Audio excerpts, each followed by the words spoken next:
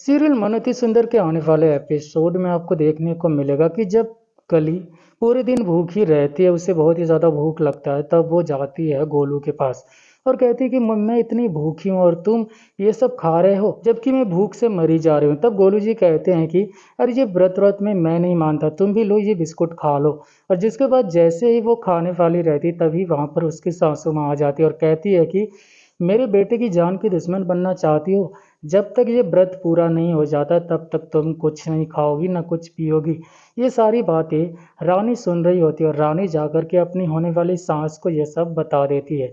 जिसके बाद वो जाती है राधिका के पास। राधिका के पास उसकी सास कहती है कि लो ये पानी पी लो, क्योंकि मैं जानती हूँ तुम व्रत हो। तब वो कहती है कि मैं व्रत हूँ अपने पति के लंबी उम्र के लिए।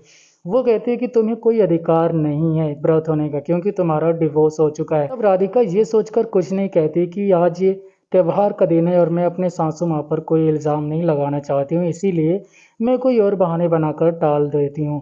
वो कहती हैं कि भले ही हमारा डिवोर्स हो गया हो, लेकिन पिताजी की नज़रों में अभी भी हम पति पत्नी हैं, इसलिए मैं उनकी लंबी उम्र के लिए प्रार्थना कर रही हूँ और व्रत हूँ, ना कि उनके हाथ से खाना खाने के लिए। उसकी सास कहती है कि मैं दिव्यम के पहले हाथ का निवाला रानी को ही खिलाऊंगी, क्योंकि असली पत्नी उसकी वही है, ना कि तुम।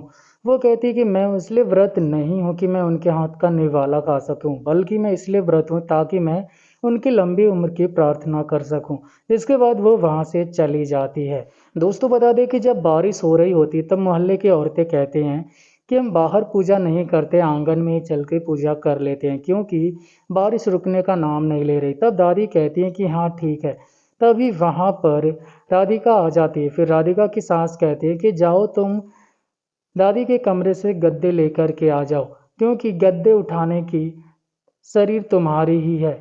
जिसके बाद सारे लोग हंसने लगते हैं, मोहल्ले की औरतें। वो जाती है गद्दे निकालती बेड के अंदर से, तभी वहाँ पर रानी चली जाती है और उसे धक्का दे देती है। वो उसी बेड के अंदर गिर जाती है। फिर वो बेड बंद करके वहाँ से चली जाती है।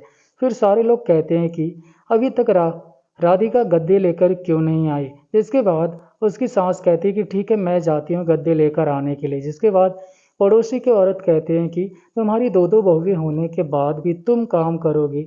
तब वहाँ पर दिव्यम कहता है कि मेरी माँ काम नहीं करेगी अपने बेटे के रहते हुए, मैं जा रहा हूँ गद्दे लाने के लिए। वो जाता है गद्दे लाने के लिए। तब रानी बहुत ही ज़्यादा परेशान हो जाती है कि कहीं उसको राधिका का पता न लग जाए, नहीं तो फिर मेरा क्या होगा। जिसके बाद वो गद्दे उठाने जाता है तो उससे थोड़ा बहुत आवाज़ सुनाई देता है रानी का, लेकिन वो समझ नहीं पाता कि कहाँ से आवाज़ आ रही है। जिसके बाद वो गद्दे लेकर के वहाँ से चला जाता है और दोबारा जाता है गोलू को लेकर गद्दे लाने के, लेकिन फिर भी वो उस आवाज़ को इग्नोर कर देता है, सुनता ही नहीं।